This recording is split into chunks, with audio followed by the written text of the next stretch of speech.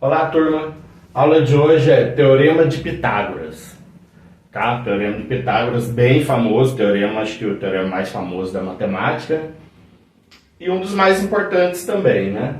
Então, quando a gente utiliza o Teorema de Pitágoras, ele é utilizado para descobrir um lado de um triângulo retângulo quando os outros dois lados são conhecidos.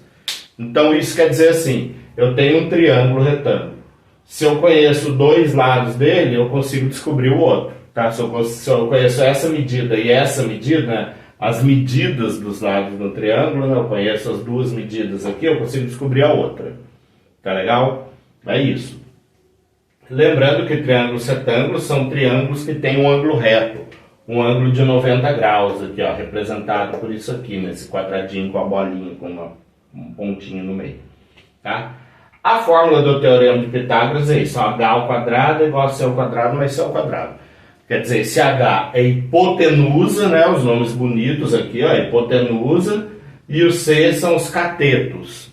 O h é hipotenusa e o c são os catetos. O que é hipotenusa, o que é cateto? Hipotenusa, olha, eu tenho aqui um exemplo de um triângulo retângulo. Então, a hipotenusa é o lado oposto ao ângulo de 90 graus. Então, ó, as retas que formam o ângulo de 90 graus são os catetos. Tá? E o lado oposto, o lado que não toca no ângulo de 90 graus, é a hipotenusa. Hipotenusa é sempre o lado maior do triângulo retângulo, o lado oposto ao ângulo reto. Então, por exemplo, aqui, olha, o ângulo reto está aqui, a hipotenusa é esse lado, os outros dois são os catetos. Beleza? Aqui, ó, ângulo reto está aqui, a hipotenusa está aqui, os outros dois lados são os catetos. Mesma coisa aqui, olha, aqui é parecido com aquele, né? O ângulo reto está aqui. Então, quem está formando o ângulo reto são os catetos. O lado oposto é a hipotenusa. Então, a hipotenusa ao quadrado é igual a cateto ao quadrado mais cateto ao quadrado. Eu vou fazer um exemplo aqui para vocês verem como que a gente descobre isso. Olha. Vou apagar aqui. E nós vamos fazer um exercício.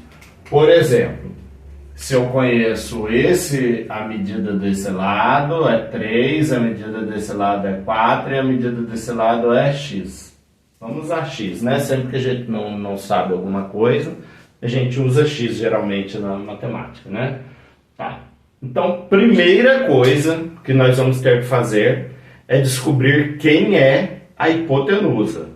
Então, nós já sabemos que quem forma o ângulo reto são os catetos. O lado oposto é a hipotenusa. Então, o x é a hipotenusa, e o 4 é um cateto, e o 3 é o outro cateto. Tá? Então, isso aqui ao quadrado vai ser igual isso aqui ao quadrado mais isso aqui ao quadrado. Então, hipotenusa ao quadrado, a hipotenusa é o x, né?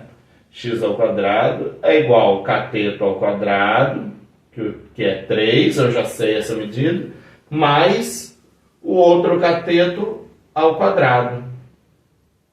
Beleza? O que é a primeira coisa que eu tenho que fazer? Descobrir esses quadrados aqui. Então, o x ao quadrado é igual a 3 ao quadrado, é a mesma coisa que 3 vezes 3, né? Que é 9, mais 4 ao quadrado, é 4 vezes 4, 16. Então, x ao quadrado é igual a 25. 9 mais 16, 25. Tá? Eu quero saber o valor do x. Qual é o valor do x? Aqui eu tenho que o x ao quadrado é 25. Então, esse quadrado ele vai passar para lá em forma de raiz quadrada, né? É a operação inversa. Se aqui é um expoente, ele passa lá como raiz quadrada de 25. Certo? Se o x é igual a raiz quadrada de 25, raiz quadrada de 25 é 5. Então, a medida aqui do x é 5.